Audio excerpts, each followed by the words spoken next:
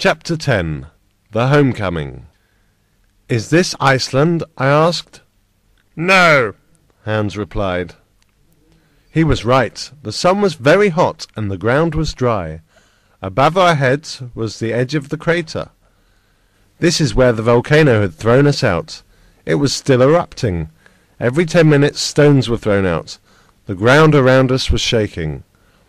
When I looked down the mountain, I could see tall green trees and little gardens. Below that, I could see the blue waters of a sea or a lake. There were small boats on the water. We seemed to be on an island. In the distance, I could see the shapes of other islands. It was all very beautiful. "We must be in Asia," I exclaimed, "on the coast of India or Malaysia. We have travelled right across the world." After we had rested, we began to climb down the mountain. We descended carefully. After our adventures, we did not want to fall to our deaths. Soon we came to fields full of fruit trees. We picked the fruit and ate it. It tasted wonderful. As we were eating, a small boy appeared. He watched us eating. He looked frightened, but my uncle spoke to him. "What is the name of this mountain, my boy?" he asked.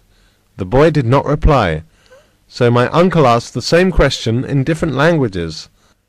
At last he asked in Italian.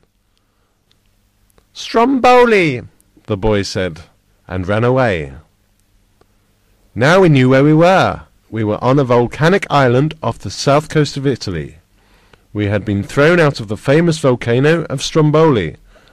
The blue waters before us were the waters of the Mediterranean Sea. What a wonderful journey we had made!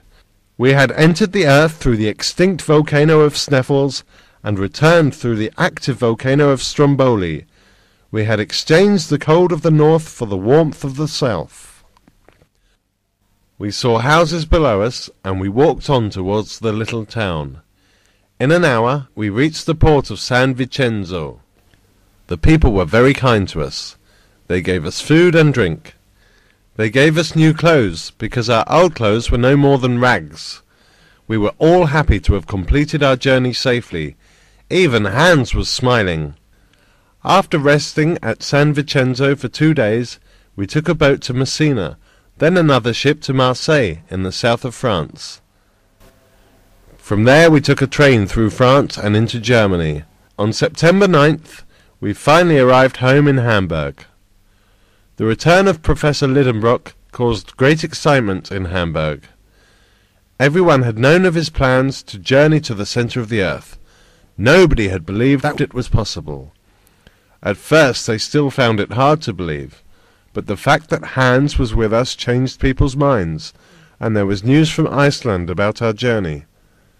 My uncle became a great man in Hamburg, and I shared a little in his glory.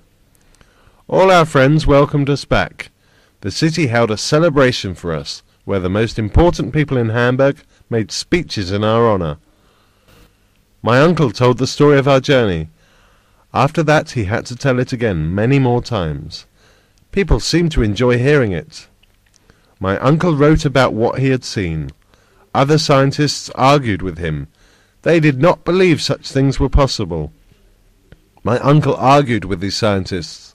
He enjoyed himself very much. The only sorrow was that Hans decided to return to Iceland. My uncle wanted him to stay with us in Hamburg, but he refused. He wanted to go home. I was sad too. I loved the big Icelander. He was so calm and sensible. We shook hands for the last time on the ship that took him to Reykjavik, but I will never forget him.